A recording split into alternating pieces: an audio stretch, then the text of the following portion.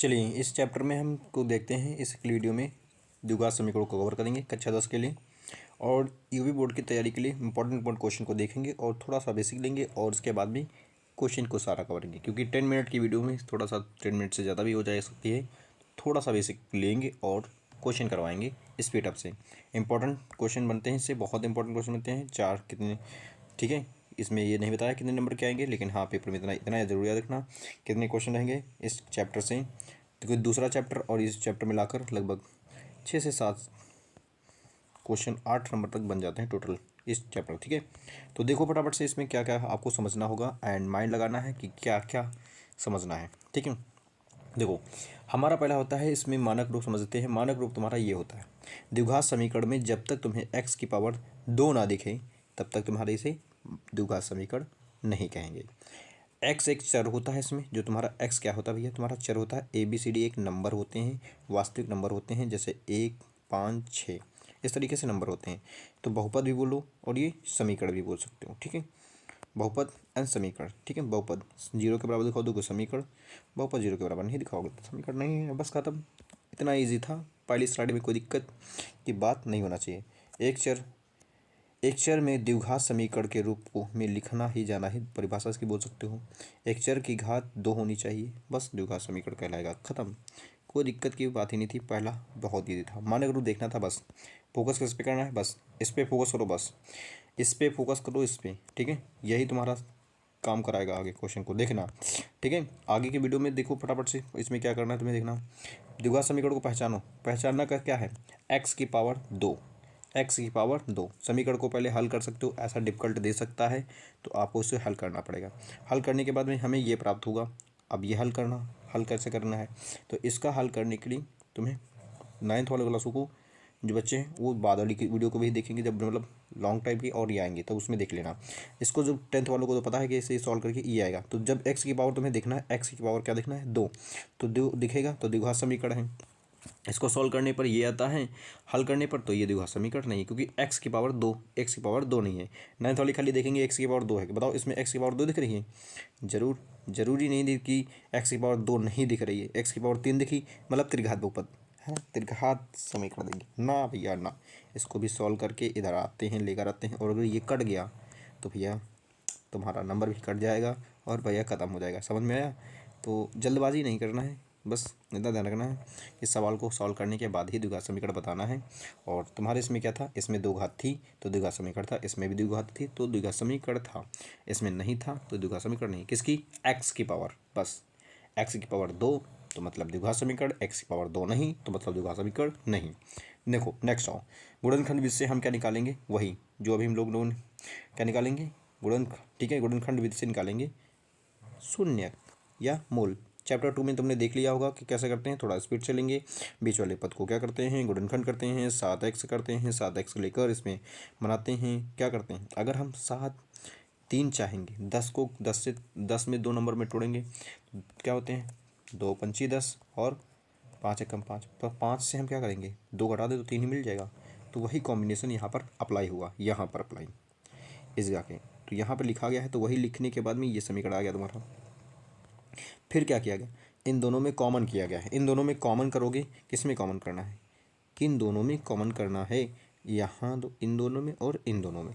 इन दोनों में से कॉमन क्या लिया, एक्स ले लिया, तो अंदर क्या बचा, एक एक्स यहाँ से बच गया और यहाँ से एक्स चला ही गया है तो 5 बच गया।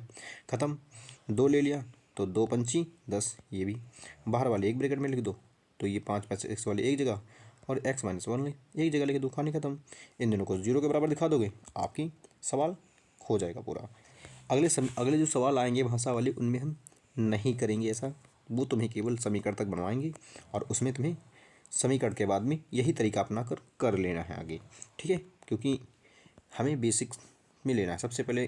ठीक है, बेसिक में इस तरीके से इतना नहीं बेसिक चलना है कि मतलब कि पूरी बेसिक की पूरी तरीके से करेंगे 10 मिनट में बेसिक भी पूरा क्लियर हो जाए ना, इतना थोड़ा सा बेसिक होगा, मतलब इसको विधि करना होगा तुम्हें। आ जाओ इस वाली स्लाइड में देखते हैं, गुणांक की विधि में फटाफट से हम देखते हैं समीकरण को। तुम्हें भैया समीकरण ऐसा क्रिटिकल दे सकता है, ऐसा क्रिटिकल समीकरण दे सकता है, तो घबराना नहीं, बस पहले समीकरण को सॉल्व कर लो, नॉर्मल में के लेकर आना है। नॉर्मल लाने के बाद में तुम्हें फिर अपनी कंडीशन को क्या कर देना है, सुधार लेना, मतलब समीकरण को हल कर लेना है, निकल आएगा एक समान।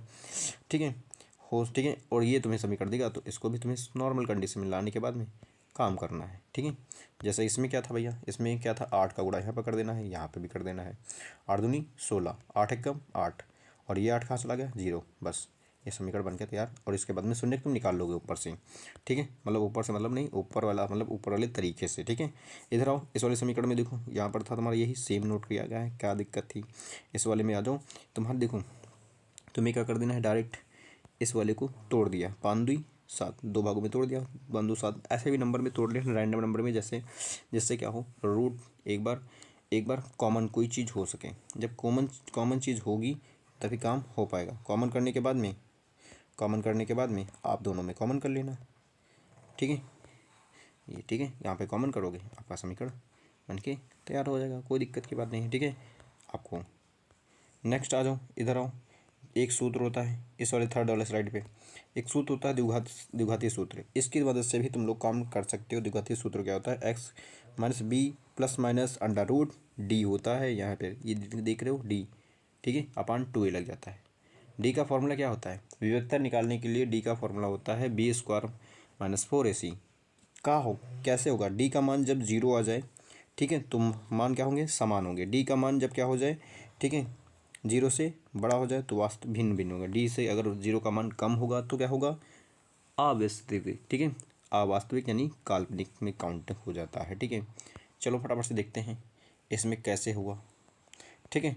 तो भैया सबसे पहले देखो इसके मूल क्या है, भिन्न भिन्न है, देखो, ठीक है, भिन्न भिन्न है, बिल्कुल भिन्न भिन्न है, ठीक है। कैसे भिन्न भिन्न है, यहाँ पर प्लस और माइनस का डिफरेंस है बस, तो ये भिन्न भिन्न है।